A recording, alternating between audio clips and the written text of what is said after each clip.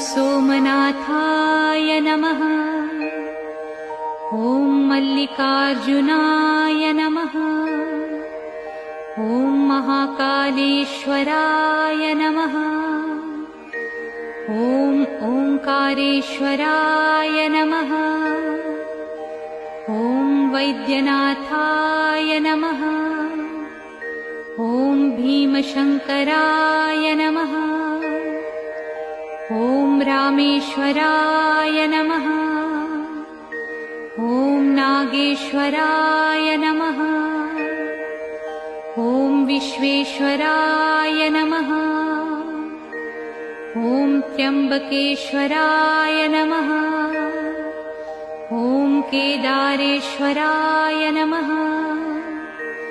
ॐ भुस्मेश्वराय नमः।